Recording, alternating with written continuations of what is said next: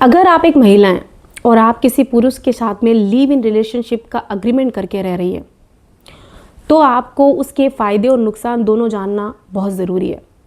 सबसे पहले हम फ़ायदे की बात करेंगे। अगर आप किसी पुरुष के साथ में लिव इन रिलेशनशिप में रह रही हैं और काफ़ी लंबे समय से रह रही हैं, तो सबसे पहला फ़ायदा है कि लंबे समय से रहने की वजह से आप उस पुरुष से गुजारा पत्ता पाने की अधिकारी हो जाती हैं।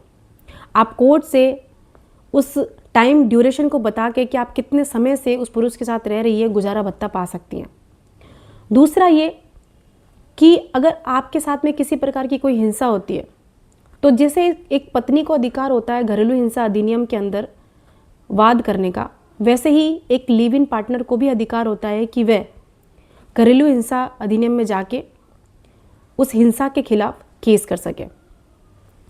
तीसरा फ़ायदा यह है कि अगर लिव इन रिलेशनशिप के अंदर रहने के दौरान आपको पार्टनर से कोई संतान हो जाती है, तो उस संतान को लीगल कहा जाता है और वह अपने पिता की प्रॉपर्टी में, यानी कि आपके पार्टनर की प्रॉपर्टी में वैसे ही अधिकार रखती है जैसे एक पत्नी से प्राप्त हुई संतान को होती है।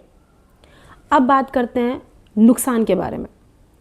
सबसे बड़ा नुकसान है कि लिव इन अग्रीमेंट होने के बाद में भी एक लिव इन पार्टनर को कभी भी पत्नी का दर्जा नहीं मिलता है, ना ही समाज में, ना ही सरकारी कागजों में। वह आसानी से सरकारी कागजों में पति के रूप में पार्टनर का नाम का इस्तेमाल नहीं कर सकती। दूसरा ये कि अगर प्रॉपर्टी है तो प्रॉपर्टी पर लिव इन पार्टनर का सीधा हक नहीं बनता है। पत्नी का तो हक सीधा बनता है क्योंकि वह उसकी पत्नी है और चाहे प्रॉपर्टी स्वअर्जित हो या फिर प्रत्यक्ष प्रॉपर्टी हो, पत्नी का अधिकार स्वतः ही मिलता है। लेकिन एक लिव इन पार्टनर को ऐसा कोई अधिकार नहीं होता जब तक कि उस पार्टनर ने अपनी लिव इन पार्टनर के फेवर में कोई वसीयत ना जारी की हो, और अगर वसीयत है तो उस पर दावा करके आप प्रॉपर्टी में हिस्सा ले सकती हैं।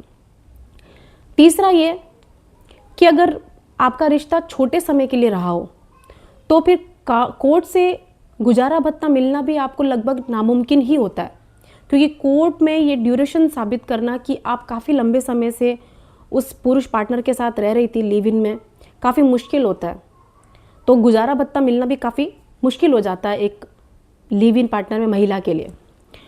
चौथा ये कि अगर कोई विवाद की स्थिति उत्पन्न हो जाती है भविष्य में या प्रेजेंट में, तो आपका उस रिश्ते को साबित करना कि आप लिव इन में रह रही हैं और आपके साथ गलत हुआ है, ये साबित करना भी एक बहुत बड़ी कानूनी चुनौती के रूप में आपके सामने आता है और आपके लिए बहुत मुश्किल हो जाता है ये साबित करना कि आपके साथ हिंसा हुई है और काफ़ी समय से आप उस पार्टनर के साथ में लिव इन में रह रही हैं।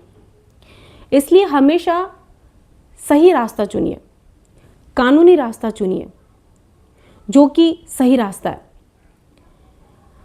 हमेशा ऐसे रिश्तों के प्रति जागरूक रहें, सुरक्षित रहें। वीडियो जानकारी अच्छी लगी हो तो इसे लाइक एंड शेयर करें। ऐसे ही लीगल अपडेट्स के लिए हमें फॉलो ज़रूर करें। Thank you.